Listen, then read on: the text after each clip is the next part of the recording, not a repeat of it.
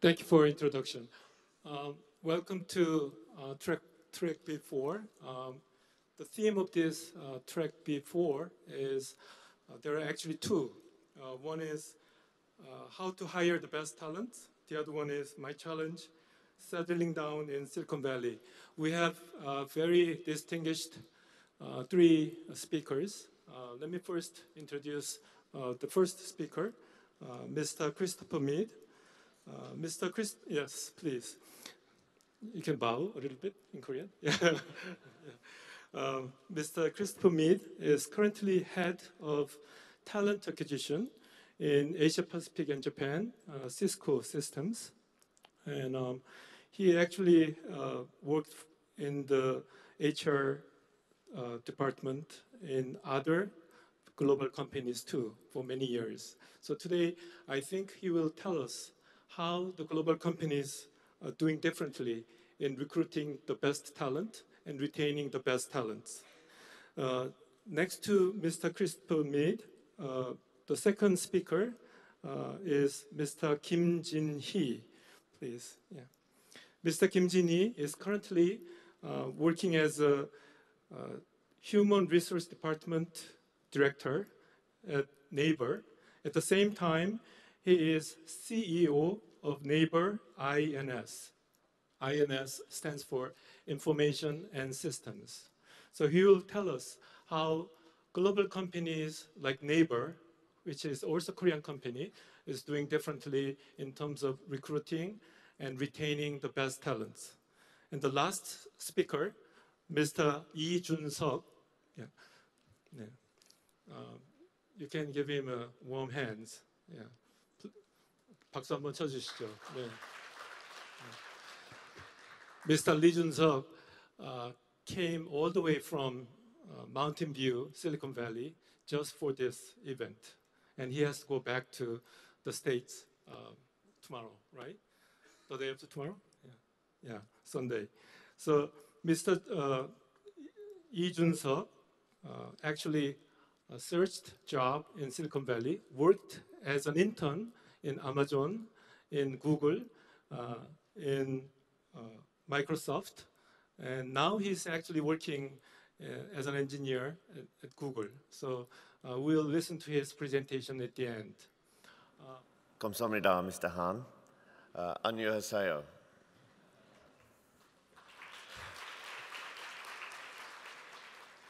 I'm sorry, that's basically where my Korean ends. It's a privilege to come and speak with you today about one of the most important things, I think, for any business, and that is their people, and how we actually go and find those people, and then moving on to how we actually retain those staff. My role is to work for Cisco Systems, the company which essentially built the internet and continues to develop the internet. Basically, 90% of all the data in the world runs on Cisco equipment. So if you think about your mobile phone and the layers that are under that, that mobile phone won't work without the work of the people at Cisco. What I'm going to talk to you today about is how we, Cisco Systems, go about hiring the best talent that we possibly can. And of course, that's a question which everyone in the world can relate to, whether you're a hiring manager, whether you run the business, or indeed on the other side of the coin, if you are one of those best talents and you are looking to get hired. So hopefully some of the detail here today will help everyone. I should say also, I fly back to Singapore. I live in Singapore. I've been there for 10 years. But I fly back tomorrow, so I'm very happy to stay around later after the presentation to talk to anyone and everyone about anything you want. So deliberately today, I've kept the question and my responses to it at a very high level, and then we can open it up later for discussion. So this is something about the Cisco Systems journey so far in hiring the best talents. This is who we are as a recruitment organisation. So my team, and I have my young son in the audience here somewhere today, who does a fantastic job recruiting for the Cisco team in Korea. I have about 74 staff throughout Asia Pacific, including Japan, Greater China, Korea, India, and down to Australia and New Zealand. And last year, which finished on the July-August financial year, we hired 4,000 people, permanent hires only, no contractors, just permanent hires, 4,000. And the team did that themselves.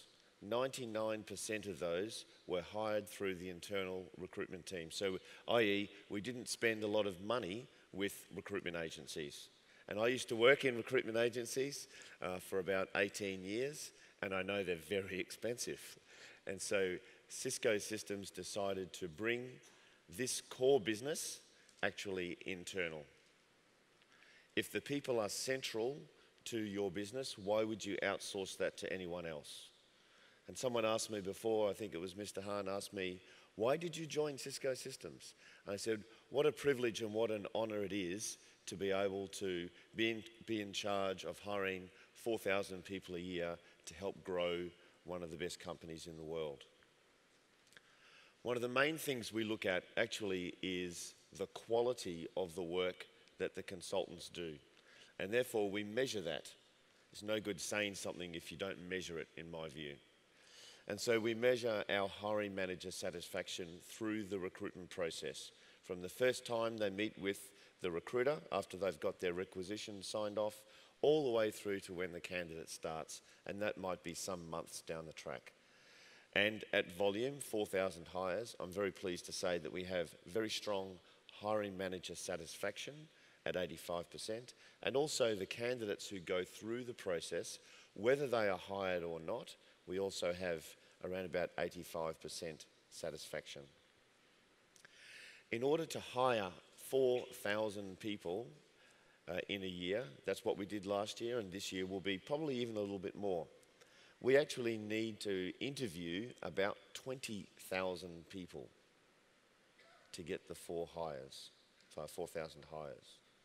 So if we think about that 20,000 people, only 4,000 of them get hired. That means 16,000 of them didn't get hired. And our responsibility as a recruitment team is to make sure also those 16,000 people have a very positive experience. Because if they do, they will go away and say good things about the brand. And so we actually see ourselves, yes, as recruitment professionals, but we also represent the brand. Does anyone know the statistic, if someone has a bad experience, how many people they tell? Does anyone want to shout it out? It's about 8 to 10 people. So if I go away and have a bad experience shopping or at a movie or some sort of customer interaction, I go away and I tell 10 people about it. So if those 16,000 people have a bad experience, they go away and tell 10 people, suddenly 160,000 people know that Cisco is a bad place to go and have an interview with. So we really concentrate on the quality of the work that we do. And I'm very delighted to say I'm very proud of the work the team does. As with anything at scale, you need to have a strategy. And so this, I'm pleased to share, is our talent acquisition strategy for Cisco Systems globally. And obviously we execute this in APAC as well. It's underpinned by our driving our brand through social media. And I'll talk a lot more about social media and the evolution of social media as a branding tool, but also as a candidate sourcing tool a little bit later in the presentation. Very specifically, if we need to go and hire 4,000 people, and that number on a global scale is anywhere between 14 and 15,000 people we hire, we need to have engaged staff actually executing on those things. So we put a great deal of time and effort in making sure that our own talent acquisition staff have a good experience at Cisco. They work very hard. It's difficult to go and find good staff who want to come and work for us because we have competitors who want exactly the same staff.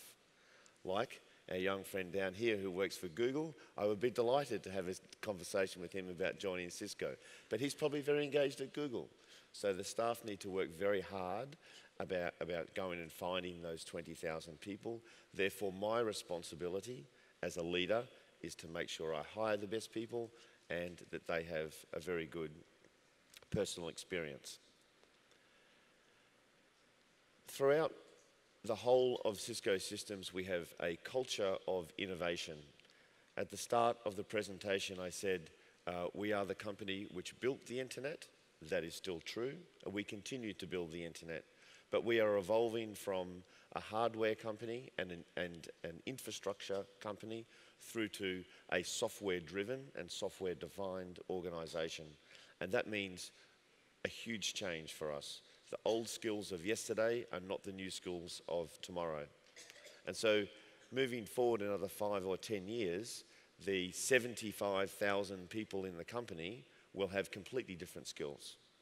And that is why we need to hire the recruiters who can actually find those people.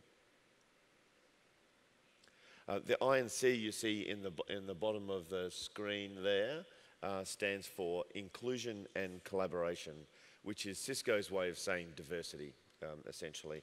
And we look at diversity through a number of different lenses. Yes, it's gender diversity, but it's also age diversity and certainly cultural diversity as well. And that goes through everything that we do. The last thing there is the next generation talent acquisition model, and I'll cover that later in the presentation. Talent brand and social media. I'll be very honest here.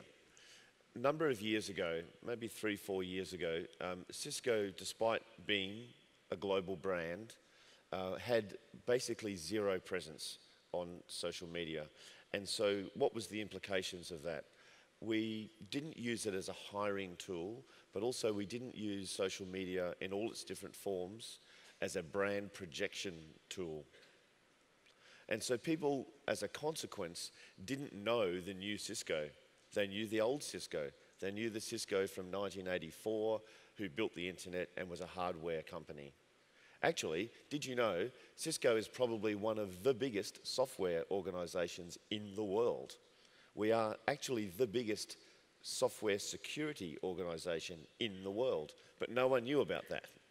And so we've used social media as a tool to push that brand out there, and that actually then flows on to our talent brand. Let me quantify some of these things.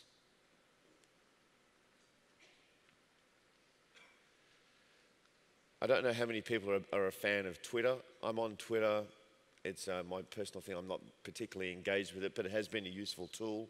And for those people who are in HR or have hiring manager responsibilities, we have actually hired people through Twitter. We found them on Twitter, we connected with them on Twitter, and then we brought them into the recruitment process through Twitter. It's not a major channel, but we have hired some very hard to find people through Twitter. We went from 2,000 followers to 20,000 followers in less than 2 years. Instagram has been better for us and in terms of actually projecting what a fun place it is to work at Cisco. I don't know about you, and if Instagram is big in Korea, but for me, I love Instagram. It's great. I use it personally, and I use it certainly for work. Because of the story we tell on Instagram, we have a high level of engagement. So some people put out, some companies put out things with stiff old men in suits looking at this and telling their people what to do as their company image. We don't do that. We put out photos of people fooling around with work and messing around with technology and having lunch together and doing those things. And so therefore, you can measure on Instagram what the engagement is. And we know that we have 3 times the amount of industry engagement on Instagram as compared to our peers. Snapchat is another one which has been amazingly popular. Again, we've gone from nowhere to over 3 million minutes viewed since launch, and that was less than a year ago. Wall Street actually asked us to come and take over their Snapchat account for a technology day a couple of weeks ago. They proactively approached us. Facebook's an interesting one. We use Facebook as a sourcing channel mainly for our early in career people. So if they're coming from university, or there might be 1 or 2 jobs out of university, but I wouldn't put it down as a major channel, but certainly very good for brand. LinkedIn. So I know LinkedIn is not massive in South Korea, but it is growing, and we have a strong global relationship with LinkedIn. A number of years ago, we were nowhere. We had hundreds of different groups on LinkedIn, and our brand projection was very sporadic and frankly not very effective. And so we instituted a talent brand social media team, which is global but has local representatives. And now we have more than 1.3 million followers on LinkedIn. And across the countries where LinkedIn is big, it is a major source of talent for us. Since we've started to do all these things, people have actually thought, oh wow, Cisco actually is a great place to work. And so we've started to win many awards for against our peers and indeed our other competitors for being a great place to work. I think last year in Singapore we came number 2. We're in the top 20 or so in the United States, number 1 in Australia, and many more around the world as well. So it actually has had a very positive flow-on effect for us. And it's the truth. If you see that photo, I'm a little bit embarrassed about this, but last year at our global conference in San Jose, the talent acquisition leadership team dressed up as Smurfs for the conference, and that's me. You can see in the middle there in the blue shirt. I'm not particularly proud of that, but you've got to have fun, right?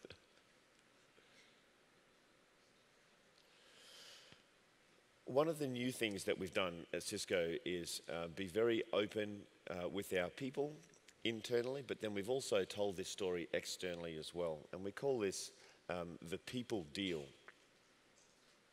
The people deal. The people deal is, as is written here, is simple. It's an understanding of what Cisco can do for our people and what we expect in return, and it's the foundation of providing an unmatched employee experience. So let me put that into different words. When we have a discussion, when leaders have a discussion with their people, it is very clear what the company expects of them, but also very clear what they can expect of the company and what they can expect of their leader in terms of advancing their career, helping them on to the next stage in their life. And that's a semi-formal but also a formal process as well.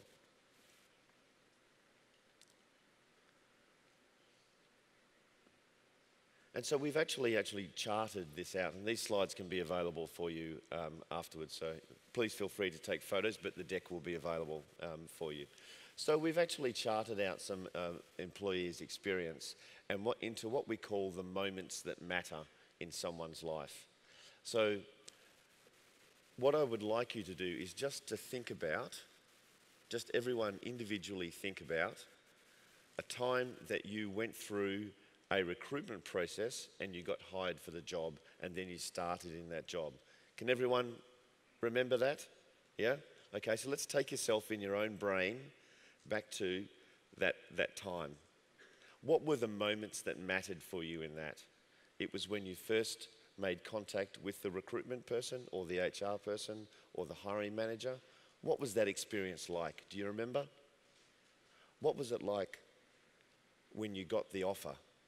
What was that experience like? Was it easy? Was it hard? Was it clear to understand? Did you have lots of questions? What was it like on your first day? Was your boss there? Did your co-workers take you out to lunch? Were you made to feel comfortable? What was it like after you finished your first week or your first month or your first year? What happened when it came time to your first review? Did you have a review? Did your boss turn up for your review? Did things get written down? And all throughout the journey, from your first role in that company through to your second role, third role, there are lots of different moments that matter. And what we've done at Cisco is actually document those and make sure that we get, as leaders, we actually get ahead of the curve. I know that, say, my employee Alex here, he's got his review coming up. So I'm going to make sure he's well prepared, I'm well prepared, and that we have a full discussion about that and that it is actually documented. This has been a bit of a revolution for Cisco because frankly, we weren't really doing, we were working very hard in getting things done, but we weren't actually having these conversations with our people.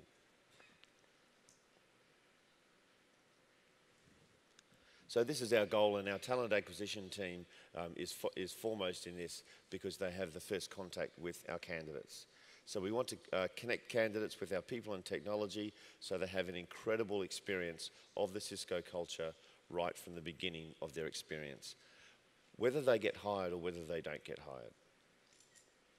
I am conscious of time here, so Mr. Hahn, please give me a hurry up if I'm taking too much time. As a technology company, our talent acquisition looked at our career site about 1 year ago, and we gave it a rating between 1 being the worst and 10 being the best. And we gave it a 1. It was not good.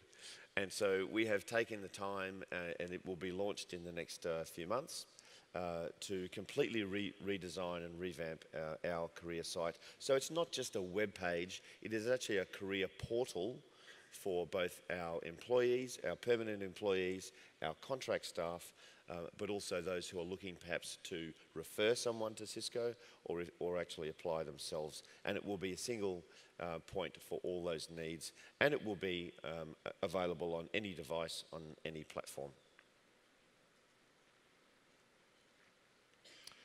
I've already covered that, so it's in the interview process.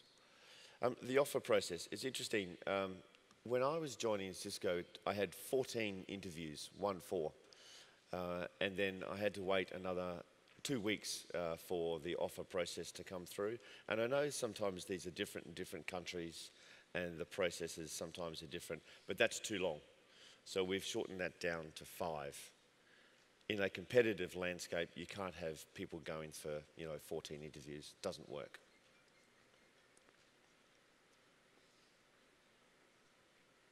We've actually started to survey. Remember I spoke about the 20,000 people before, the 4,000 who get hired and the 16,000 that don't. We didn't actually know what those 16,000 people thought. They just drifted away. And then we do the same thing the next year. We interview another 20,000 people. Now we're taking the time to actually survey those 16,000 people and ask them about their experience. And of course, it's all anonymous.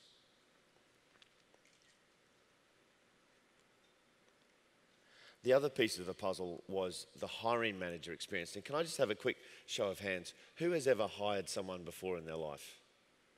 Don't be shy, put your hands up. I'd say quite a few people have actually gone through and hired someone.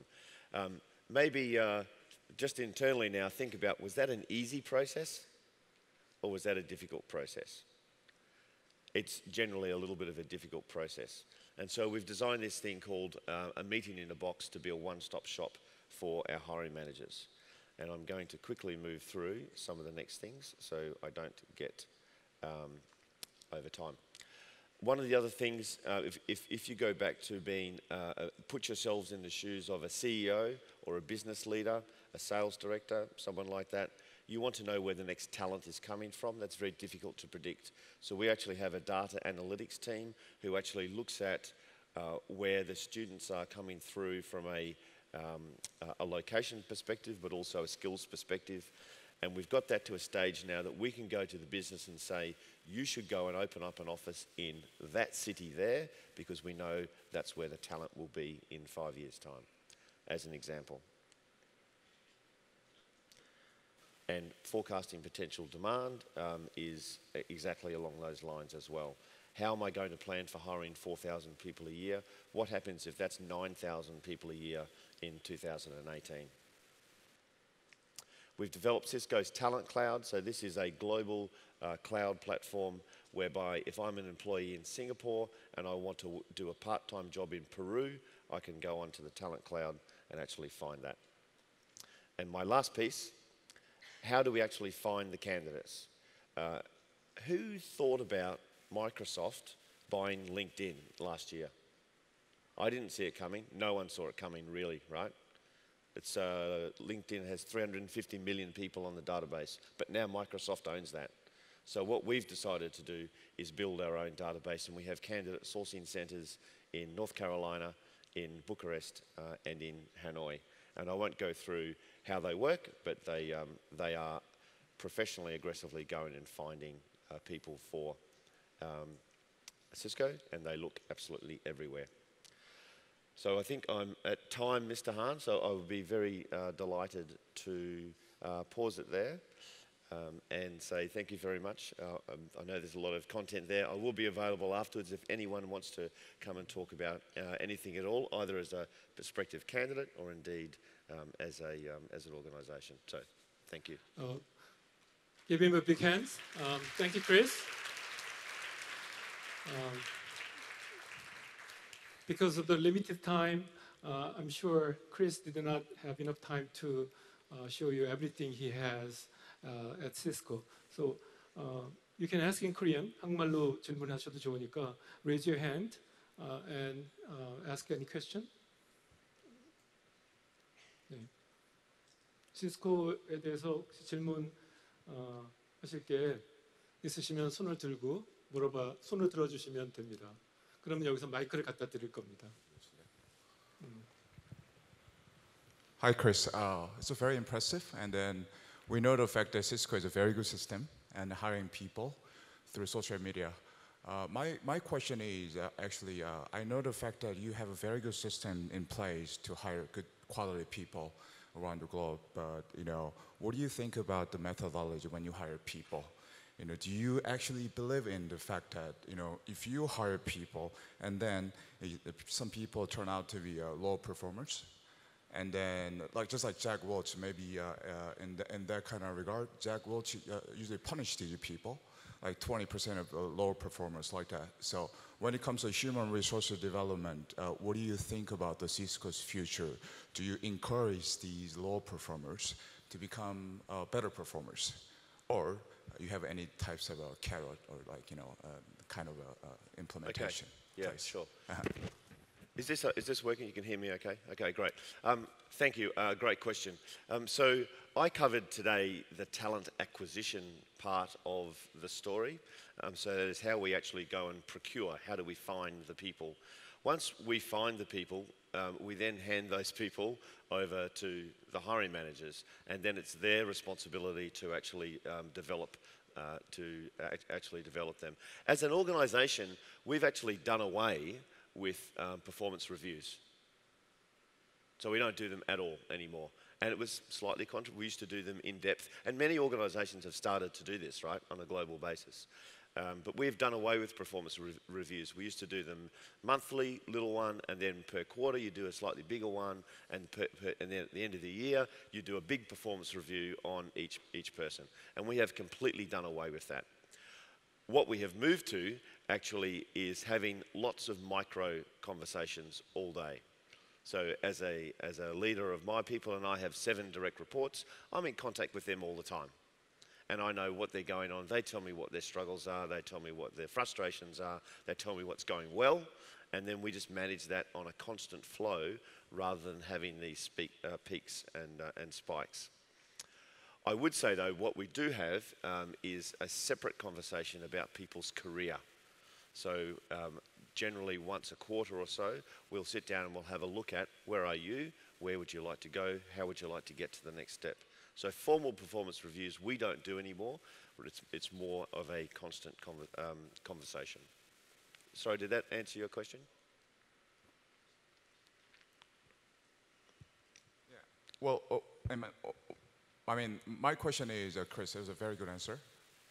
But my question is, in that kind of regard, what is like the kind of like a punishment structure in Cisco? I mean, this is a very quite sensitive topic these days. So, do you actually encourage people of those low performers to become a better quality people in the future? Is there any implementation plans actually you actually have currently have right now, sir? You know. Yeah, sure. So people do have performance goals. Yeah? So if I'm a salesperson, obviously I'll have my sales plan and my sales target, and I know where my performance is. If I'm a leader, then I also have my performance goals. So people do have those things there, but it's, we have actually done away with ratings. So we used to have needs improvement at the bottom and exceptional and then strong and whatever else. So those things have actually disappeared because of the stigma that is around that, and you used to have to force people into boxes. So we don't like to force people into boxes anymore. But we manage for outcomes. So if I have a conversation with my boss tells me, these are the outcomes I would like you to go and achieve. Then I go back to him and I say, I understand, boss, these are the outcomes. These are the resources that I need to achieve your outcomes. And so that's the sort of conversation that we have as opposed to being, this is what you need to do to be a very strong or an exceptional. It's more outcome driven, and actually, that's actually better for our customers as well. That's been the big change. 저기 손 드신 분 있는데 한 번 더. 네. 마이크 좀 부탁합니다. 아니 저기 손 드신 저기 잠깐만요. 다시 한번 손 들어주세요. 아니 이 가운데. 네. 저기 지금 손 드신 다른 두 분도 바로 질문을 다 같이 받고 그리고 답변을 하고 끝내겠습니다. 시간이 없으니까 그렇게 하도록 하겠습니다. 그래서 질문하시고요. 질문하시고.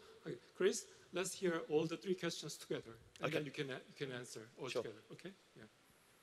Well, first, I would like to thank you for sharing your experience at Cisco.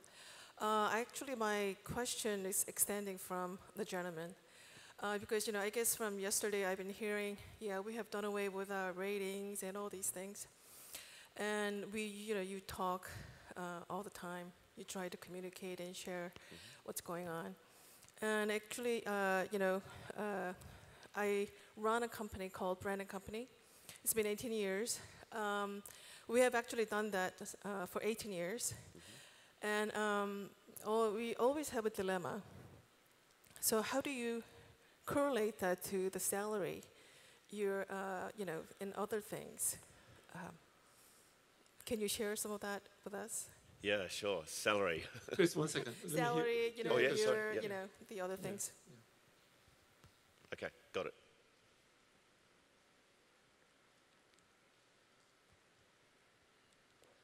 Okay, thank you for your lecture. Actually, this is a quick question. Actually, this is kind of the limitation of the time unit. So actually your last slide, on your last slide shows that your candidate sourcing center. Actually, there are the 3 cities. Actually, Hanoi and Bucharest and North Carolina. I understand Hanoi is a kind of thing right now is the rising sun, but the other 2 cities, why? Actually, the reason why, the labor rate, wage hiking or something, depending upon a lot of the vectors, right? Okay, so if I'm right, the question is why Hanoi? Why 2 cities? Reason for why you established the candidate sourcing center is located okay. at the Why that Bucharest, strategy? right, in North Okay. Carolina. Sure, yep. And was there one more? Yes, Okay. please. Now. All right, so we'll start with the first question here from the lady. So how do we actually then, if I get your question correctly, how do we then measure someone's performance to give them rewards? Yeah, because in any organization you'll have really top performers, then you'll have people here and you'll have some more people down here, right? So we do differentiate from our staff in terms of the rewards. So some people are paid slightly more than slightly others because of their performance. How do we measure that performance? We measure that on the outcomes, on how they achieve their goals and objectives. So for example, if I'm a salesperson, yes, I'm judged on the sales that I deliver for Cisco, but also, frankly, I'm measured on the engagement level with my customer. How much do my customers love hearing from me? Or do they not like hearing from me? All right, so we take the pulse of the customer very seriously, both internally and externally. So we can see how the level of people's engagement within the organisation and external to the organisation as well. We do use some tools, right? We use 9Block, for example, and I think everyone knows 9Block. And we have discussions as a management team around the people across, say, the HR organisation, and we fit people into where they are, and then we develop them a career plan.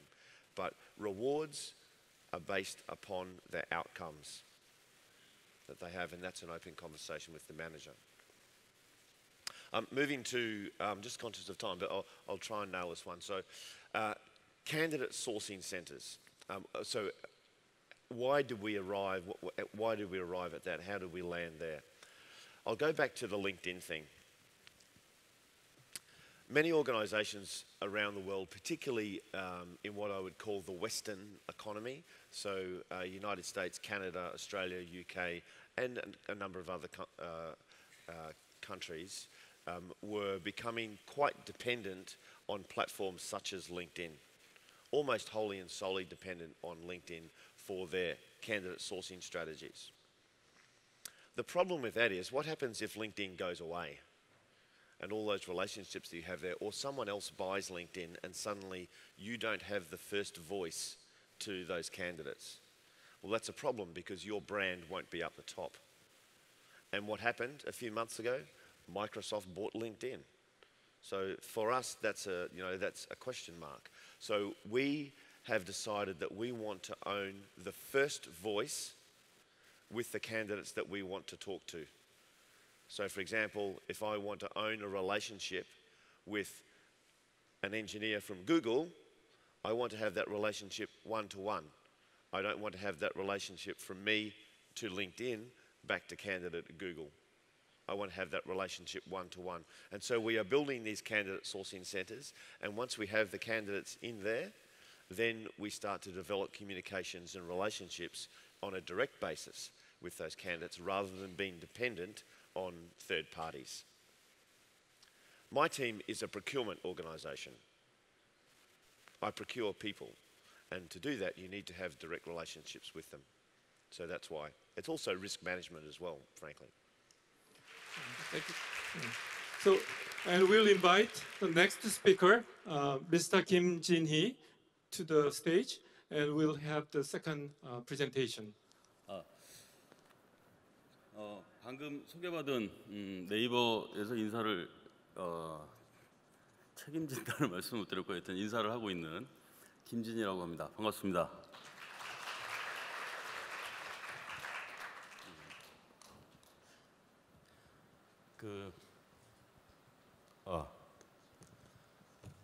사실 오늘 영어로 발표를 해달라고 해서 참 어렵다고 말씀을 드렸고요.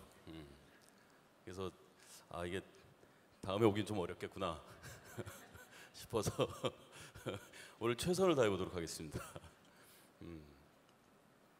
사실 네이버, 그리고 또 한 가지 양해 말씀은 네이버라는 회사가 사실 굉장히 변화가 빠르고 또 새로운 환경에 계속 적응해야 되는 그런 인더스트리이기 때문에 실제 일반적인 또 인더스트리한 차이가 있어서 이렇게까지 할 수밖에 없는 회사들도 있구나 뭐 정도 그냥 참고용으로 보시면 되겠습니다. 그리고 추가로 앞에 이제 그 앞에 연사분이 워낙 구체적인 얘기를 많이 해주셔서 사실 되게 저도 놀랐고요.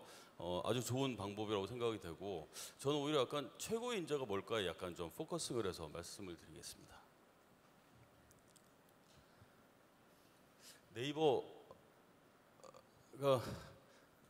요 그래프는 2013년도 그래프입니다. 2013년도에 약간 모바일로 시장이 바뀌면서 갑자기 네이버에 큰 위기가 사실 닥쳤습니다.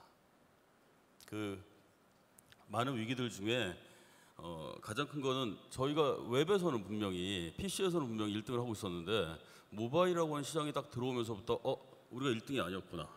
그리고 그 전까지는 대충 국내 기업들만 막 같이 이렇게 했었는데 어느 날 갑자기 해외에 있는 기업부터 그냥 정말 굉장히 몇 명이 만든 앱들조차도 사실 네이버가 대항하기 되게 어려워지는 막 그런 되게 어려운 환경이 사실 있게 됐고요.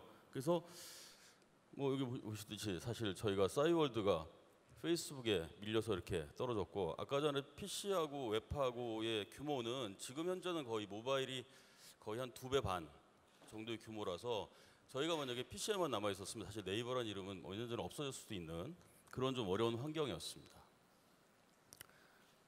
이것도 여러분들 익히 잘 아시던 한국에 있었던 여러 곰TV라든지 판도라라든지 이런 어떤 사이트들이 계속 떨어져 가면서 사실 구글의 유튜브가 계속 올라가면서 이게 그 전까지만 해도 국내 멤버들끼리 이렇게 열심히 했었는데 갑자기 이게 글로벌로 확장이 되면서 우리한테 되게 위기다. 뭐 이런 상황이 사실은 생겼습니다. 근데 저는 하나 굉장히 많은 기업들은 변화라는 얘기를 되게 많이 하지만 변화라고 하는 거는 사실 만족하고 배부를 때 잘 안 일어납니다. 사자도 배부르면 누워 자듯이 기업도 배부르고 만족스러우면 사실 그냥 누워 있으면 되죠. 편하게 즐기면 되고. 근데 언제 움직이냐면 배고플 때 움직입니다. 죽겠다. 잘못하면 큰일 나겠다. 뭐 이런 생각이 들면 그때부터 사실은 기업은 움직이기 시작하는데 저희도 어찌 보면 저런 2012년도, 11년도의 모바일의 전환이 실제 굉장한 리스크로 다가왔고 사실 그때 매출이나 수익은 괜찮았었어요. 근데 그걸 되게 위기라고 사실 내부적으로도 많이 느꼈고 왜냐하면 언론에서 네이버가 주목을 못 받았습니다. 한 번도. 대부분 카카오를 얘기하고 유튜브를 얘기하고 할 때 네이버는 어디서 약간 뒷방으로 돌아간 듯한 느낌이 들어서 정말 이게 그렇게 되는 거구나 뭐 이런 생각을 되게 많이 했었고요. 그래서 이때부터 사람들도 되게 달라지기 시작을 했고 그래서 여기 뭐 제가 말을 잘못해서 이렇게 써놨으니까 보시면 되는데 그 전까지만 해도 저희가 계속 1등 할 것 같아서 어떤 사람 뽑을 거냐면 성실한 사람, 열심히 하는 사람, 머리 좋은 사람 뽑으면 되겠다 그랬는데 갑자기 글로벌 모바일이 들어오면서 기존에 있는 분들로는 도저히 이길 수 없다. 왜? 그냥 너무 PC에 익숙해서 내가 너무 익숙한 데가 있다는 거는 새로운 시장의 변화에는 어찌 보면 약간 걸림돌이 되기 때문에 이게 정말 어려운 일이 생겼습니다. 그래서 우리도 새로운 사람이 필요하다. 그래서 그때부터 시작해서 저희도 이제 트렌드를 많이 바꾸기 시작을 했고요. 그렇습니까? 이거 말씀이세요?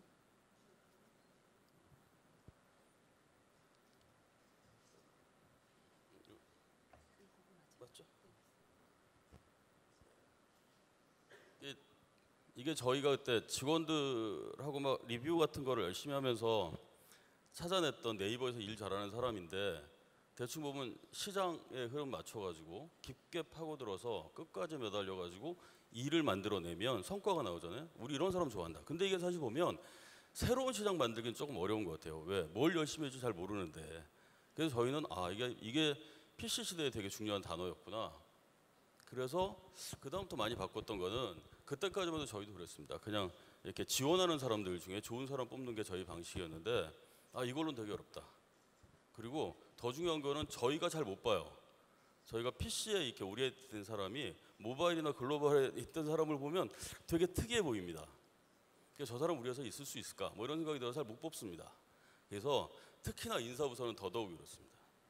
왜냐하면 우리는 한 줄을 만들기 좋아하기 때문에 그 다양한 인더스트리에 있는 사람들이 모바일에 적합한 사람들을 보면 정말 저 사람이 인재인가 고민이 많이 됩니다. 그래서 그때부터 저희가 했던 거는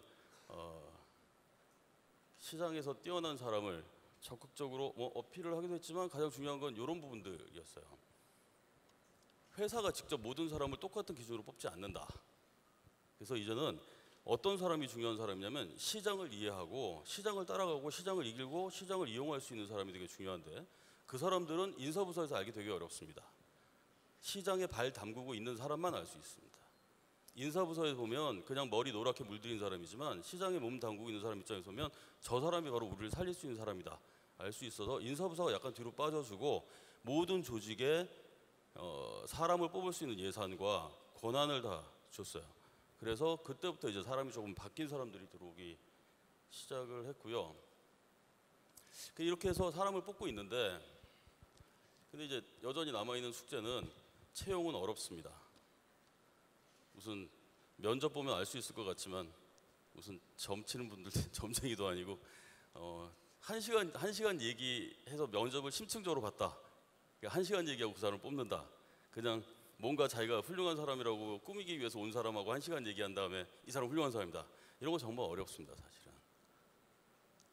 그리고 특히나 이번 그 포럼의 주제인 탑 탤런트라고 불리는 사람은 사실 뭐 대충 정의들을 이렇게 내려놓은 걸 보면 미래에 탁월한 성과를 낼 사람, 그리고 우리의 성장을 위해서 핵심 역량을 계속 갖고 있고, 그리고 그 나의 이 현재의 답답함을 뚫고 나를 새로운 세계와 성장으로 이끌어줄 사람, 뭐 이런 사람 보통 탑 탤런트라고 얘기를 하고 최고의 인재라고 얘기하는데, 이 사람들을 뽑으려고 하면 실제로 몇 가지 어려움에 부딪히는 게 있습니다. 첫 번째는 기존의 조직의 리더가 그런 사람을 알아볼 수 있나? 인사부서가 그 사람 보면 알아볼 수 있나? 정말 어렵습니다, 그 사람 보면. 두 번째는 우리 지금은 가지고 있는 채용의 방식이 성실하고 열심히 하는 사람 뽑는 방식으로 구성이 되어 있는데, 이걸로 그 사람들 잡다치면 거의 다 떨어집니다. 이것도 문제네. 그리고 세 번째는 이런 최고의 인재는 기업에 취직하고 싶지 않아요. 굳이 취직할 이유도 없습니다. 제가 왔다 갔다 좀 할 텐데 그냥 사실 이게 그 스탠포드하고 MIT하고 하버드, 서울대, 카이스트에 졸업하신 분들 중에 회사를 만드신 분, 새로운 가치를 갖고 회사를 만드신 분들의 숫자와 그 사람들이 매출을 낸 거를 신문 기사에 보고 궁금해서 나누기를 해봤어요. 그랬더니 스탠포드 나온 분들 거의 4만 개 가까운 창업 기업의 평균 매출은 747억입니다. 그러면 한 10%만 남겨도 한 70억씩 남는데 우린 그분한테 70억씩 줄 수 있나? 사실은 사람이 기업이 채용하기 되게 어려워요. 최고의 인재는 기업이 채용하기 되게 어렵습니다. MIT는 728억, 서울대 나오신 분들은 431억, 카이스트 나오신 분들은 107억.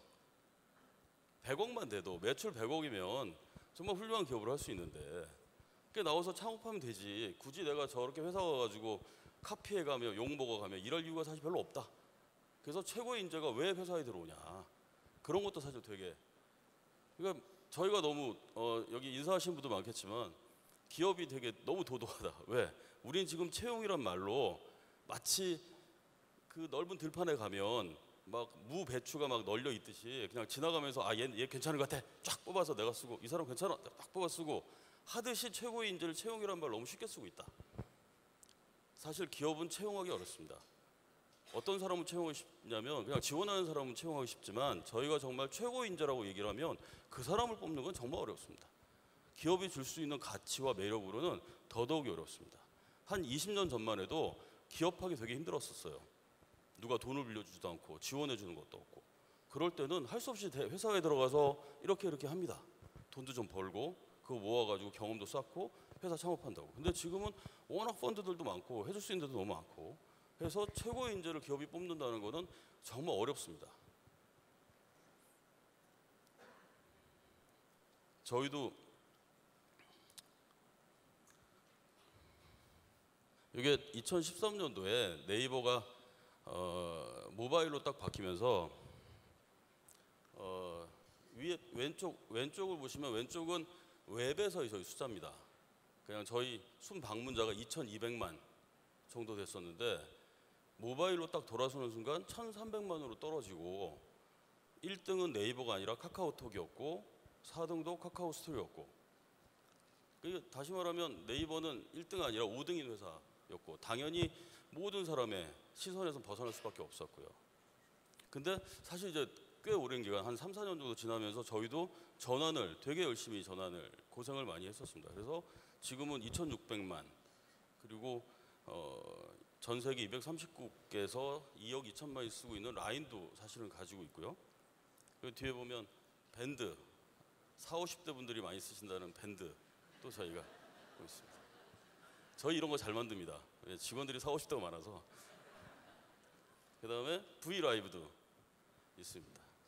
그리고 스노우라고 얼마 전에 신문지상에 페이스북에 주커버거 전화를 받고 거절했다는, 저는 잘 모르겠습니다. 있고 또 웹툰도 지금 중국도 그렇고 인도네시아 굉장히 성공을 사실 하고 있어요. 이런 걸 갖고 있는데 여기 이거 리딩 하시는 분들이 있잖아요. 어찌 보면 이 리딩 하시는 분들이 제가 볼 때는 회사의 최고의 인재인데 이 사람 중에 채용한 사람 없었어요. 인사부서 뽑아온 사람 없었습니다. 다 뭐냐면 M&A 할 때 한 사람 있었어요. 한 사람을 빼고는 M&A 할 때 같이 와서 있었는데 저희가 M&A 한 분들한테 되게 잘해줍니다. 어떻게 살려보려고 굉장히 잘해줍니다. 친하게 지내고 뭔가 좀 더 혜택을 주기도 하고 이러는 과정 중에서 그분들이 나도 그냥 네이버에 조인할게 하고 조인해서 들어오신 분들하고 있었는데 그분들이 사실은 되게 많이 성공을 해서 이 6개 중에 하나만 저희가 신입사원으로 채용한 분이 만들었고 나머지는 어찌 보면 같이 일하던 사람들이 만들었다고 보실 수 있습니다. 그래서 저는 사실 채용이란 말, 최고의 인재 얘기하면서 채용, 뽑아 쓴다는 얘기는 좀 버려야 되겠다. 기업이 지나치게 갑이다. 이런 생각이 되게 많이 들었습니다. 그래서 사실 본질은 채용을 해도요. 웬만한 회사, 뭐 예를 들면 꽤 큰 기업도 대기업에서 신입사원 채용하면 3년 안에 퇴직하는 비율이 한 50% 정도 나온다고 하고 보통 평균 네이버 같은 경우도 평균 재직 기간이 4, 5년 정도 됩니다. 4, 5년. 그러니까 내가 뽑았다고 내 사람이 사실 아니거든요. 옛날처럼 뽑으면 30년씩 있어주면 고마운데 요즘 뽑으면 누가 뭘 좀 잘해준다고 옮기잖아요. 그러니까 본질은 내 사람 만드는 게 아니라 함께 일하는 거. 그래서 앞으로는 참 함께 일하러 가는 게 어떨까? 뭐 이런 생각을 좀 해보면서 현재의 채용은 대부분 다 뭐 시장에서 진입 장벽이 되게 높고 일의 변화가 크지 않던 예전에 제조업 기반에서 하던 채용 방식을 그러니까 왜냐면 똑같은 일을 시키는 거니까 그냥 성실한 사람 뽑아가지고 열심히 가르쳐서 우리 회사에 익숙하게 만들면 얘가 훌륭한 인재고 내 마음도 이해하고 서로서로 단합하고 회식도 으쌰으쌰 해가면서 함께 일할 수 있는 사람들로 구성될 수 있습니다. 그런데 어찌 보면 이게 약간 변화가 크지 않을 때는 가능하겠지만 변화가 굉장히 커지면 조금 다른 형태가 있어야 되지 않을까 싶습니다. 현재의 채용이 고용이라고 하면 미래의 채용은 함께 일하기로 바뀌어야 될 것 같고요. 어찌 보면 검증된 사람을 내 사람 만드는 방식에서 미래의 성장을 리더할 중요한 파트너로 함께 가는 게 되게 중요하다. 두 번째는 오랜 기간 함께 일할 거라고 막 이렇게 입사하면서 로열티 강조하기보다는 서로 필요한 기간 동안 일할 수 있게 서로 밸류 주고받을 때. 그 다음에는 그냥 예전의 채용은 그냥 능숙한 사람들을 원했다고 하면 앞으로는 내가 모르는 일을 해줄 사람이에요. 내가 잘할 수 있는 일은 제가 하면 됩니다. 근데 내가 잘 못하는 일을 시키고 같이 해야 될 사람들. 그래서 경험하지 못한 일들을 함께 풀어갈 사람들이 필요하고 기업 내부에서 모든 일을 해결을 했다면 이제는 기업이 플랫폼처럼 많은 다른 사람이든 단체든 기업이든 함께 일할 수 있는 구조를 만들어가는 게 되게 중요하지 않을까 하는 생각을 해보게 됐습니다. 네이버도 비슷한 얘기를 조금 하고 있습니다. 요즘은 그냥 창작자들이나 스타트업이나 이런 전문가들과 함께 일하는 방식들을 많이 가지고 있고요. 지금 저희가 근무하고 있는 건물 옆에 건물을 짓는데 저게 사옥이 아니라 저렇게 함께 일할 수 있는 사람들, 그러니까 사옥은 직원이 쓰는 공간이지만 저 공간은 우리와 함께 일할 사람들하고 함께 쓰려고 만드는 공간들입니다. 약간 변화를 주려고 하고요. 그래서 제가 드리고 싶은 말은 여기 있듯이 미래의 채용은 미래의 최고 인재를 채용한다는 것은 같은 목표를 가진 파트너와 함께 모여서 일하는 거다가 사실 개인적으로는 되게 중요한 거라고 생각을 하고요. 그리고 또 하나는 최고의 인재라고 생각이 되면 기존 프레임과 다른 프레임을 적용할 필요가 있다. 그 사람들한테는 정말 과감한 보상을 하고 성공을 함께 나누는 그런 프레임도 되게 필요하다. 뭐 이런 생각을 같이 하고 있었습니다. 그냥 여기 뭐 나와 있는 얘기로 하면 질문이 몇 개 있어서 변화하는 기업 환경에 따라 미래 수요를 예측하고 유연한 인력 수급 구조를 갖추는 방법은 급변한 시장을 어떻게 예측을 하겠습니까? 예측을 한다기보다는 시장에 발 담그고 있는 사람한테 맡기는 게 전 최고라고 생각합니다. 보통 인사부서는 내가 회사를 지킨다. 이 회사를 사랑하는 사람 나고 현업은 뭔가 파먹으려고 하고 뭔가 못 믿겠다. 뭐 이런 톤 있는 경우가 꽤 많아서 어찌 보면 이 회사에 들어와서 일하는 모든 사람은 사실 회사의 미래를 같이 걱정하고 있는 사람들이고, 그리고 시장에 가까운 사람들을 맡기는 게 되게 중요하다. 사실 이런 생각들 되게 많이 들었고요. 그리고 함께 일하는 뭐 이런 것들이 뭐 중요한 내용입니다. 뒤에 올려놓은 내용들은 그냥 아까 말씀드렸던 것 비슷해서 그냥 제가 오늘 드리려고 하는 말씀은 이 정도 하고요. 뭐 어찌 보면 채용이 아니라 최고의 인재는 함께 일하는 거 가야 된다. 이게 제가 드리고 싶은 말씀입니다. 감사합니다. 네, 김진희 대표님 감사합니다. 이 굉장히 좋은 발표를 해주셨고 또 시간도 굉장히 절약해서 짧은 시간 동안 해주셨는데, 이 자리에 앉아 계신 분들 중에서 네이버의 채용과 관련해서 좀 더 구체적인 질문이 있으실 것 같은데요. 우선 질문 있으신 분이 한번 손을 들어주시면 감사하겠습니다. 네. 다른 여기 지금 올라온 질문 중에 Mr. J. Kim, can you raise your hand? Yeah. This question is intended for Mr. Kim Jin-hee, right? Yes? So why don't you ask directly to him?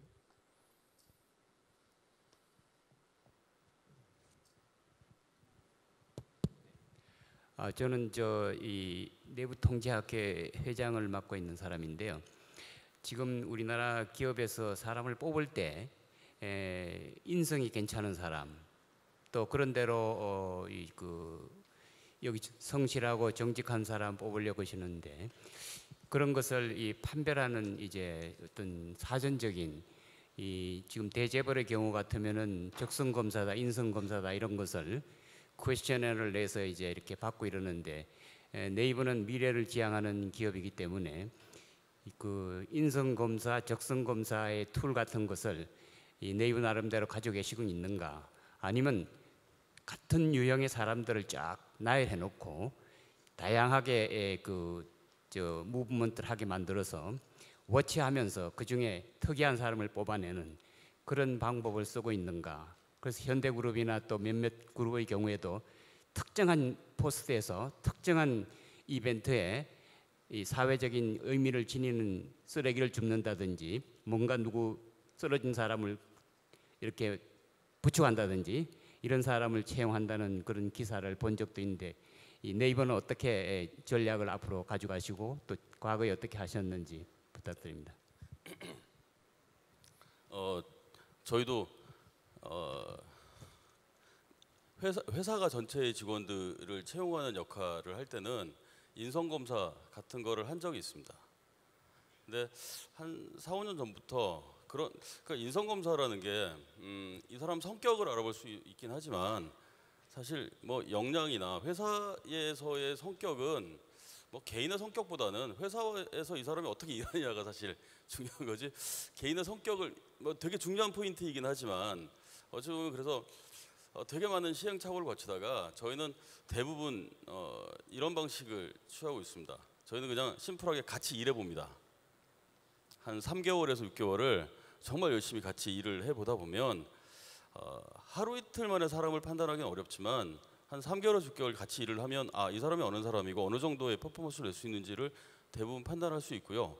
그리고 채용의 의사결정, 뭐 최종적으로야 그 위에 있는 최고 리더분들이 하겠지만, 대부분의 채용에 대한 실질적 권한은 그냥 동료 정도에게, 같이 일할 사람들 정도의 사실이 있습니다. 그래서 저희는 그냥 함께 일하는 방식으로 함께 일하면서 그 사람에 대한 어떤 뭐 이런 그 역량에 대한 판단 이런 것들을 하는 형태로 저희 진행을 하고 있습니다. 네, 감사합니다. 혹시 다른 질문 있으시면, 네, 또 혹시 또 더 다른 질문 없으신가요? 그러면 가운데 있는 질문자에게 마이크를 좀 전달해 주시면 감사하겠습니다. 끝에도 계시군요. 그럼 두 분 질문을 받고 같이 답변하시는 걸로 하겠습니다. 마이크를 좀 하고 질문하시고 답변하겠습니다. 예, 말씀 잘 들었습니다. 저는 소통에 대해서, 인간 경영, 사람 경영에 대해서 연구를 하고 있습니다. 지금 채용 시스템으로는 좀 완벽하지는 않다라고 보거든요. 뭐 당연히 뭐 완벽할 수가 없지만은 맹점 중에 하나가 지금 조직에서 필요한 진짜 필요한 인재라면 인재를 좀 재정의할 필요가 있지 않느냐. 신바람 나서 창조적으로 일하는 문화를 만들 사람, 신바람 나서 창조적으로 일하는 문화를 만들 사람을 뽑아내서 그 팀에서 조직에서 그런 역할을 하는 그런 것만 주어도 특별한 어떤 기술 없이도 그런 역할을 하는 사람만 임무를 준다면은 그 생산성은 많이 좀 향상되리라 생각을 하거든요. 그런 부분에 대한 어떤 고민 같은 건 안 하시는지. 그러니까 다른 질문까지 같이 받고 한꺼번에 대답해 주시죠. 네. 시간 관계상. 네. 저 가운데로 마이크 좀 옮겨 주시겠습니까? 누가 마이크 갖고 계신가요? 네. 여기 가운데입니다. 네. 두 번째, 세 번째 줄. 정가운데. 네. 거기요. 네네. 아니, 거기. 네. 네. 아니 거기 지나가. 저 바로 거기 있잖아요. 네. 말씀 잘 들었습니다. 저는 커리어 컨설턴트 황은미라 그러는데요. 사실 네이버가 그 국내에서 그 시가총액으로 보면 유일하게 온라인 기업으로서 10위 안에 들잖아요. 미국 같은 경우는 한 4-5개가 있는데, 그래서 그런 면에서 네이버가 최고 인재를 뽑는 것은 굉장히 다른 기업이 볼 때 많이 주시를 하게 될 것 같습니다. 실제로 그 세계적인 글로벌 기업 중에서는 최고의 탤런트를 인재를 뽑았을 때 그 사람들이 하던 일이 너무 지루해서 나가려 그러면 그분들을 위해서 새로운 일을 만들어준다고 들었습니다. 그만큼 지금 커리어 디벨롭먼트가 굉장히 중요한데, 아까 말씀하신 네이버의 경우에는 지금 그 최고의 인재를 특별히 대우를 하고 프레임도 바꿔야 된다는데 어떤 정도의 범위까지 혹시 바꾸고 계신지, 또 앞으로 그런 계획이 있는지 궁금합니다. 예, 그냥 저도 이제 고민되게 많은 그 신바람 나는 인재 같은 그 형태의, 저도 전에 어떤 교수님하고 이렇게 같이 말씀을 나누다가 신바람 나서 회사가 잘 되는 게 아니라 회사가 잘 돼서 신바람이 나거나 웃음이 나는 거 아니냐. 그리고 이제 계속 얘기를 되게 많이 했었어요. 근데 어찌 보면 기업은 모든 문제가 되게 많이 있습니다. 기업은 안고 가야 되는 문제들이 되게 많이 있는데, 저도 뭐 아주 길지는 않지만 회사에서 이렇게 경영 계속 해보다 보면 느껴지는 점은 문제를 해결하려고 들어가도 그 문제를 다 해결할 수도 없을 뿐더러 어느 순간에 이걸 해결하는 게 답이 아니라 그걸 덮을 만큼의 성장을 하는 게 더 의미가 있다. 그래서 어찌 보면 뭔가 문제를 찾아내고 이렇게 하기보다는 말씀하셨듯이 그런 어떤 조직 전체가 신바람 나게 움직이면 기업 내에 있는 모든 문제들이 사실은 사라지고, 그래서 다시 그런 것들이 또 성과로 나고 신바람을 내는 직원들이 더 많아지고 하는 선순환을 가져가는 게 되게 중요한 것 같습니다. 그래서 신바람 나는 인재를 달리 조금 해석을 하면 그냥 셀프 모티브 되는 친구. 어찌 보면 그냥 저희도 이렇게 일을 같이 해보면 일을 주면 여하튼 그거를 해내려고 노력하는 사람이 있고, 그렇지 않은 사람들이 있는데 그걸 어떻게 아느냐? 같이 일해보면 압니다. 하루 이틀은 속일 수 있지만 3개월 속이긴 되게 어렵거든요. 그래서 같이 일해보면 3개월도 같이 일해보면 이 친구 진짜 모티브가 있다. 이 친구 진짜 조직에 도움이 된다. 이런 사람들을 계속 많이 뽑아 나가면 그걸로 사실은 조직은 신바람이 사실은 나고 움직인다고 사실 보여지고요. 예. 혹시 제가 답변을 제대로 못 드린 거 아닌지 모르겠습니다. 된 것 같습니다. 예. 두 번째는 그 최고의 인재에 대한 처우 말씀을 주셨는데, 제가 2012년도 그 프로야구 선수들 연봉을 이렇게 한번 갖고 평균 내면서 이렇게 한번 본 적이 있었는데, 이 타율이 2.0 정도 되시는 분은 한때 4천만 원쯤 받으시더라고요, 평균 연봉이. 근데 타율이 2.5, 그러니까 20번 나와서 한 번을 딱 더 치면 8천으로 바뀌어요. 그 또 한 번을 딱 더 치면 3할인데 이분은 1억 6천으로 바뀌고 3월 오픈이 되면 거의 4억 정도로 바뀝니다.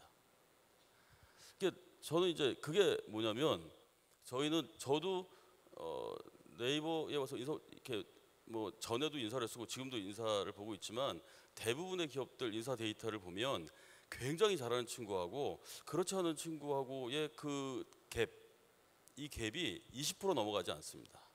어떤 친구는 회사를 위해서 엄청나게 열심히 일하는데도 한 120원 주고 뭐 그렇지 않아도 한 100원 정도 주고 그럼 누가 떠나느냐면 120원 받는 친구가 떠납니다.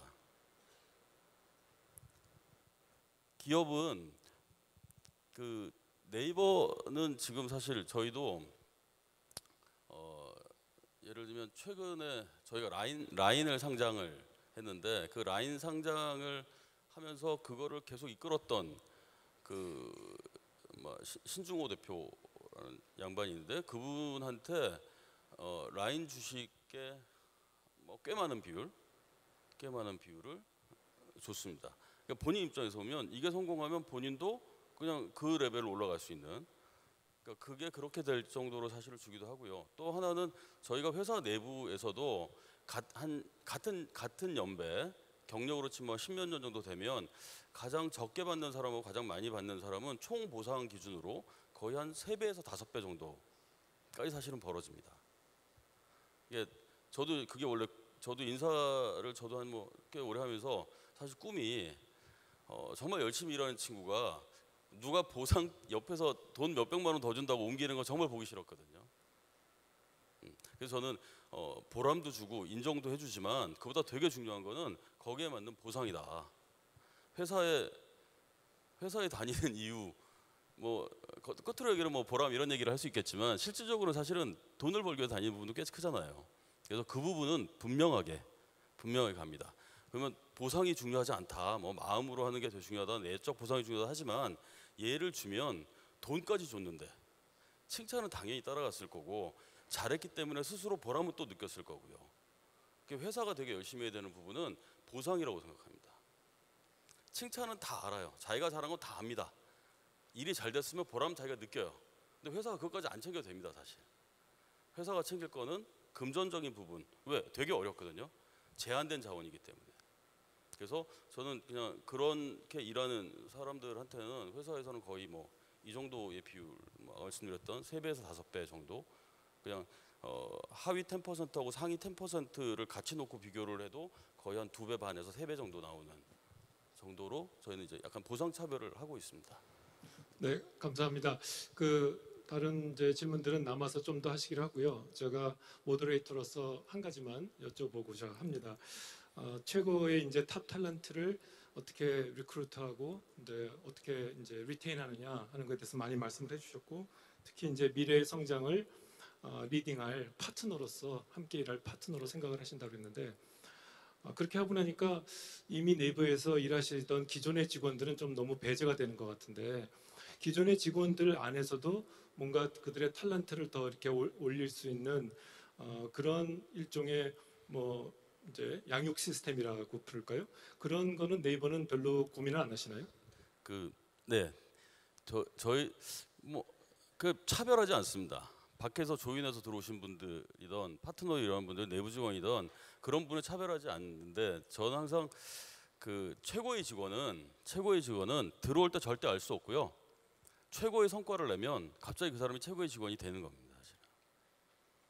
그래서 가장 중요한 거는 일하는 환경이 스스로 자기의 성과, 그러니까 뭔가 쓸데없는 그런 제약이나 불편함을 갖지 않도록 자기가 할 수 있는 걸 해볼 수 있도록 하는 환경을 만들어주는 게 회사가 사실 할 수 있는 거고, 최고의 인재는 알아볼 수 없기 때문에 성과를 정말 내는 사람이 보이거든요.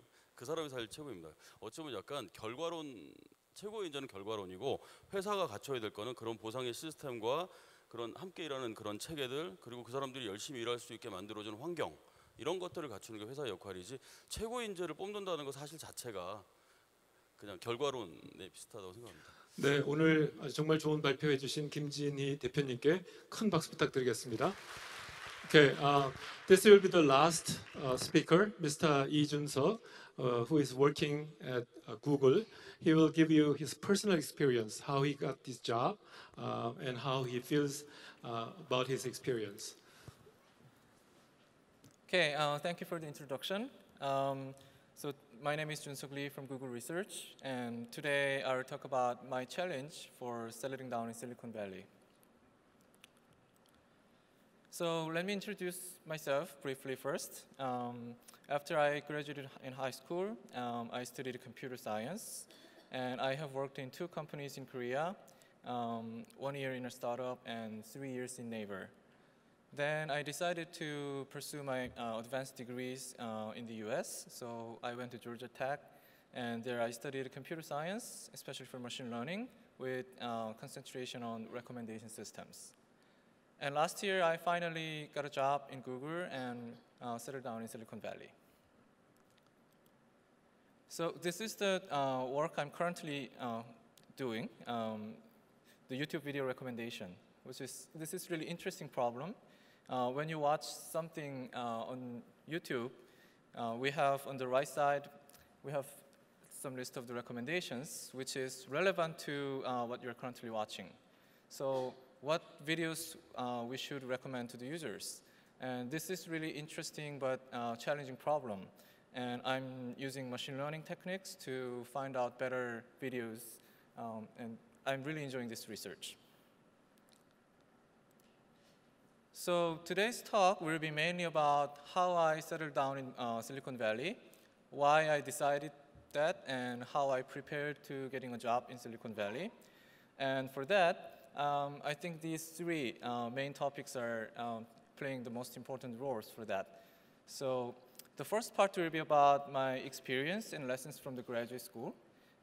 Graduate school and advanced degrees were the first step for me to actually getting into Silicon Valley. So this part will be more like an advice for students who are interested in the similar career paths. And the second part will be about internship experience. Internship is really common and popular in the United States or Canada or in many other countries. So I will introduce briefly about my internship experience in Silicon Valley. And the third part will be about how I actually prepared for getting a full-time positions and how I prepared for interviews and those things. One thing to notice that this is purely based on my personal experience. So it's focusing on the software engineer positions in research with PhD. And obviously it could be biased and it may not be applicable to some other cases, but I will try my best to as general as possible. So first part will be about graduate school. So I learned some lessons from my graduate school study. The first thing would be, how should I apply to graduate school? How can I get the admission from prestigious universities? If you are interested in graduate study in the US or other countries, I strongly recommend you to actually participate in research when you are undergrad. I believe that that's still not common compared to other countries in Korea. For undergrad students are actually participating in the research with the professors. However, your competitors or many other candidates actually already have a lot of research experience, and even with the publications in the as a first author in the top venue. And that's very, very common in other countries. Even though you don't have a publication as a result, still, this is really good opportunity to learn entire research process, how to write a paper, or how to use some important tools like LaTeX.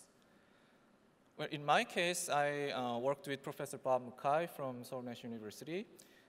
He was one of the best person who taught me how to actually do all the details of the research. He spent a lot of time to teach me, and based on that experience, I was able to save a lot of time when I actually started graduate study. And when you get to the graduate school, what you need to do is choosing your advisor. Advisor is the most important person in your graduate school. Usually people students they have some interested area they want to work on, say computer networks. Then they choose that area and they fix and search professors in that area. There may be like 3 or 4, or if this program is bigger, then maybe 5 professors in that particular area will be there. And you meet all of them, and maybe one is in sabbatical, and some of them may say that, well, I want to hire you, but I don't have enough funding, or I already have too many graduate students, so I'll not hire anyone this year. So maybe you have just one or two choice and just join the lab. And in unfortunate case, after 3 or 4 years, where I don't like computer networks, or my advisor does not fit with me. That's really unfortunate case. I think that happens because as an undergrad student, it's really hard to know that which area is best fit for me. So instead, what I suggest, and what I actually did, is instead of choosing one area, I would exclude some areas that I really don't want. And I met a lot of professors from very different areas, including machine learning, artificial intelligence, human-computer interaction, or computer architectures. Those are very different areas.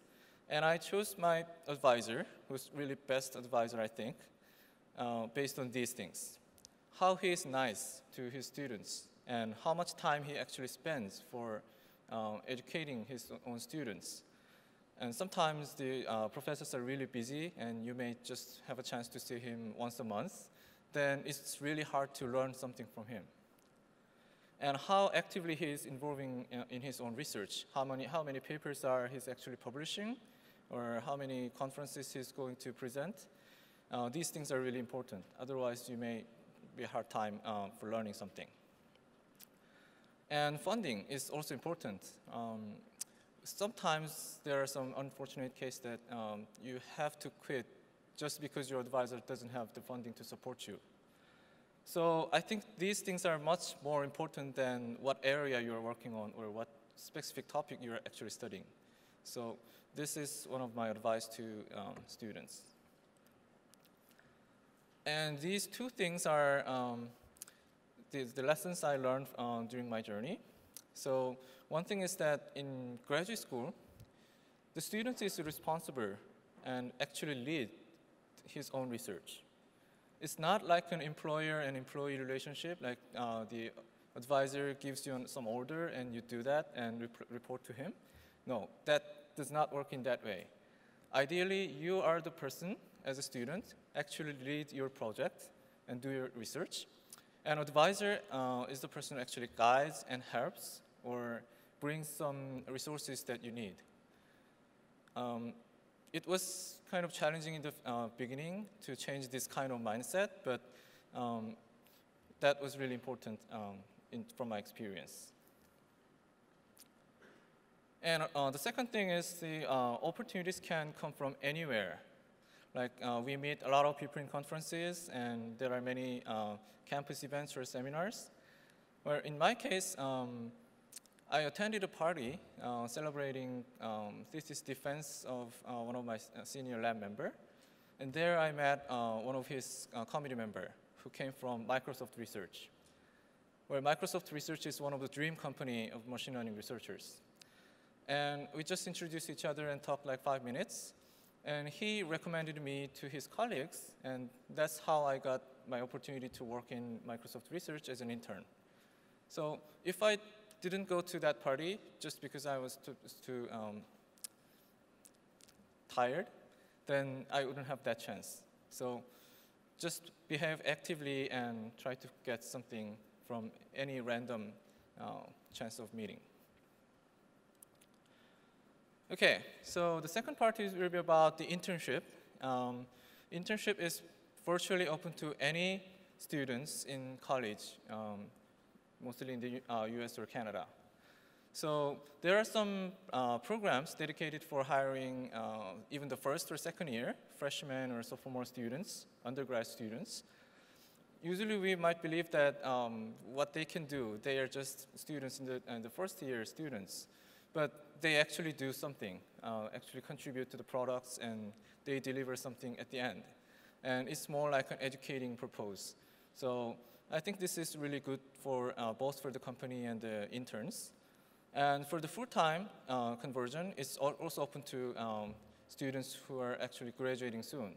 So for students in the US, they actively search the internship positions for the summer vacations. And that's really, really common. That's the one best way to actually hiring some people. Actually, Mr. Jin Hee Kim told about we actually work with candidates. This is the best way to actually work with the candidates and hire the best talents.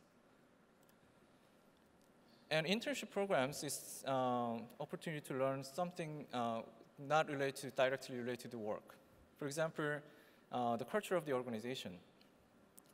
In Google, in the first photo, we have a weekly event, which is called TGIF. We meet the executive members, including the co-founders and CEOs and so on. They actually come to meet employees and share some important issues in the company, and we have some Q&A session. So I can actually directly ask some questions to the CEO. I really love this culture, it's open culture, and that's one of the reasons I actually chose Google as my first job.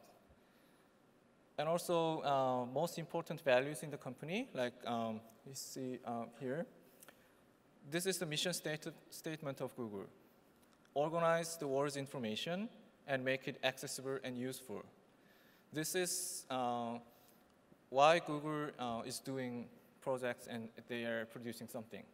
So how cool it is. We have very clear direction and all the projects are aligned with this goal. And many people are actually excited about doing these cool things to make the world better. So we learn these things, not just work, from the internship. And also we learn about the living environment of that area. After you get a full-time position, you may need to actually relocate to that area. So this is kind of preview of your life in the future. Internship is not just for the undergraduate students, but for graduates or PhD students, we also have research internship programs. So conducting the original research related to the products and publishing academic papers, present that in the conferences. It's like a graduate study, but it's conducted in the industry related to the products. So in this way, students can get some fresh view about their research. Especially in my area, it's the data science. So data is produced and consumed more in the industry. So this kind of experience was really nice personally. Okay, so after internship, we need to search the full-time position. Usually the PhD candidates are about to graduate, then think about this. What would be my career path after graduation? Either academia, to become a professor, or going to industry. There are pros and cons, of course. It is believed that in academia it's more flexible in time or location, and it may be stable with tenure. And there are some workloads like teaching or fundraising or services to the university, departments, or community. So if you like these things, then academic position may be a better position. In industry, we care more about impact on the customers or revenue to the company. So the goal is quite different, and usually the compensation is better. And in my case, the positions were available more in industry, probably because of my research topic. So I also thought about these pros and cons, and finally I decided to go to industry lab, research lab, because that is the place that actually producing the data and the most important algorithms are also produced there. To get a software engineer position in Silicon Valley, we usually take technical interviews. This is the interview. It's quite different from what we think about interviews, actually. It's more like an exam. Given a technical question, we discuss and actually code the solution on the whiteboard, just like this. We concentrate on problem solving and thinking process. Here are some examples. You might get like a coding question like this. This is very concrete programming question that you have to deliver some code in front of the interviewer on the whiteboard within a limited time.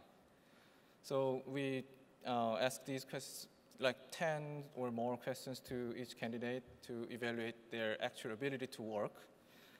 And sometimes like design questions like how would you design Google Maps or Gmails or Facebook. So these technical questions are something that you have to prepare and practice. Even though you're really good at programming, still you need to practice these things to get a job. So in my case, I studied that for like 2 or 3 months with some other students who are applying to the companies. And there are 2 or 3 textbooks with practice questions. And we solved all the questions on the whiteboard like a mock interview. And we gave the comments to each other and practiced as just like the real setting. So basically, it's really not easy to actually code something and think at the same time, speak, explain what I'm doing in English. That's really a challenging task. And at the beginning, I was kind of nervous when I take the interview, and I was not good at it. But with practice, I got better and better. And finally, I got a position from Google. After I come to Silicon Valley, where I don't think it's not kind of end of my dream or end of my goal, but it's the kind of new start of the new chapter. I feel more challenges in Silicon Valley, especially with the culture. In Silicon Valley, we talk about impact. How can we add values to our customers, colleagues, or even in entire society? So this is a very different question from the graduate school, where we usually care about publications or presentations. So what is the actual value we can add?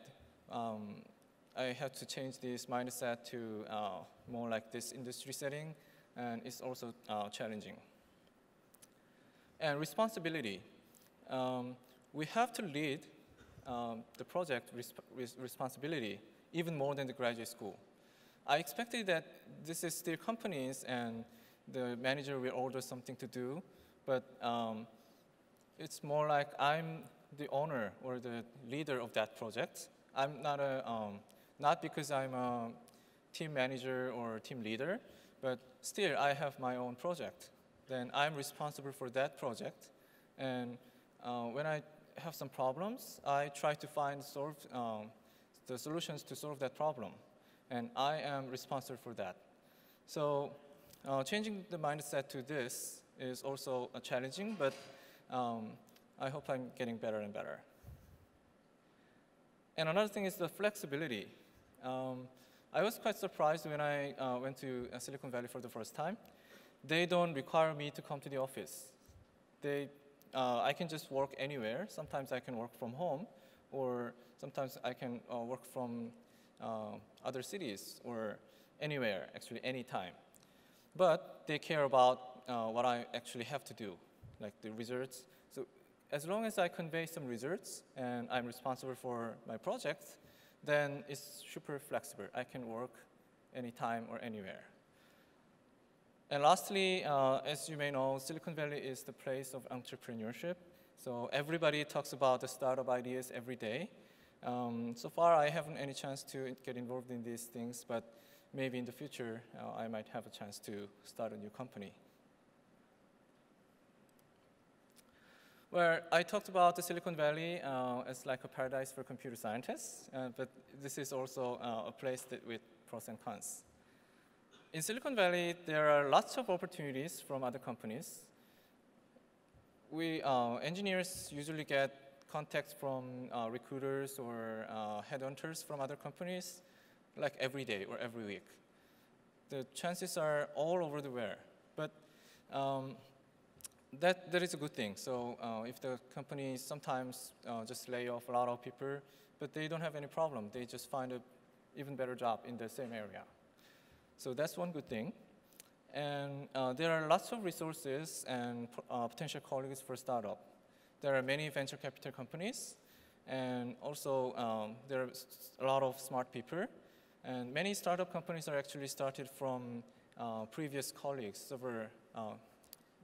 a team of several previous colleagues. And also, this area is the frontier of the new technologies. or new ideas. When a new idea is implemented, this is the first place we are actually experience that. So in the frontier, we can experience the new applications or new technologies, and we get even better idea from that. So we continue to evolve the new technologies. And Silicon Valley is a capital of computer engineers or computer scientists.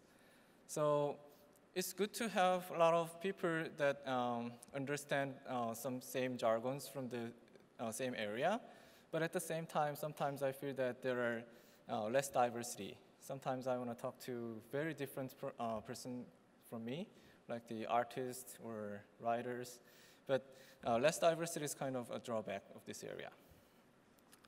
And unfortunately, this area was growing so fastly, and the housing price is skyrocketed, and the living expenses is really expensive, and also the commuting traffic is very terrible. So maybe still better than Korea, but yeah, that's one of the disadvantage in this area. So I said that there are some pros and cons, but still, I think the Silicon Valley is the really unique place for, especially for computer scientists or software engineers. So if you are interested in IT industry, even though you're not an engineer, still Silicon Valley is one of the places that you have to experience, and there are so many unique things that you can learn only from this area. So I love this area, and I love my job. I'm really enjoying working in Silicon Valley. Okay, thank you for your attention. Thank you, Mr. Lee. Our session time is actually over right now, but I'd like to have one or two questions for Mr. Lee. So there's one person. Is there any other person who has questions for Mr. Lee? Yes, there are two. So why don't we have, there are three. We'll have the three questions together, and then he will give you the answer at the end, okay? So can you raise your hand? Okay, so please give the mic. You can ask first. Yes. 안녕하세요. 저는 경희대학교 학생 하인준이라고 하는데요. 일단 한국 학생들이 되게 꿈의 기업이라고 꼽는 구글에 입사하기까지 과정을 되게 흥미롭게 잘 들었고요. 제가 궁금한 거는 아까 이렇게 구글에 대해서 언급을 하실 때 first place라는 얘기를 하셨어요. 그러니까 그 단어가 되게 단순한 걸 수도 있고 지금 이제 입사하신 분한테 좀 적절하지 않은 질문일 수도 있는데 혹시 이제 개인적으로 생각할 때 궁극적인 목표 같은 게 따로 있으면 어떤 것인지 좀 궁금합니다. 네, 감사합니다. 그다음에 여기 두 번째 질문 먼저 듣겠습니다. 안녕하세요. 저는 지산교육 대표이사 권태욱이라고 합니다. 그 최근 국내에서 이제 소프트웨어 중심 교육이라고 해가지고요. 그 중고등학생 또는 초등학생들이 이제 의무적으로 교육을 받아야 됩니다. 근데 어떻게 보면 이제 넥스트 제너레이션 이제 후배들에게 국내에서 이렇게 교육 받으시고 어떻게 보면은 최고의 교육을 다 받으신 거잖아요. 그런데 그렇지 못한 학생들에게도 이제 소프트웨어 교육을 받아야 되거든요. 그리고 관심이 없는 학생들이 사실 현장에 너무 많습니다. 그런 학생들에게 좀 더 흥미 있게 소프트웨어 교육을 좀 접할 수 있고 또는 반대로 그냥 터놓고 굳이 교육을 안 해야 된다. 네, 그런 이야기를 좀 냉철하게도 해주셨으면 좋겠다는 생각이 좀 들거든요. 그런 부분에서 객관적인 입장을 좀 부탁드립니다. 네. 네, 감사합니다. 그리고 가운데 계신 여자분께 마이크 좀 옮겨주시겠습니까? 여기 손 좀 높이 드셔주시겠어요? 네, 마이크 그 질문까지 하고 뭐 영어로 답하셔도 되고 한국말로 답하셔도 되고 본인께서 선택하십시오. 네. 말씀 감사합니다. 그 IT라는 필드가 굉장히 남성 중심적인 영역인데요. 잘 안 들리는데요. 네, 남성 중심적인 IT라는 영역에서 여성이 어떻게 구글이나 아니면은 IT의 대기업에 취업할 때 준비를 해야 하는지 그리고 여성들에 대한 조언이 좀 궁금합니다. 예, 알겠습니다.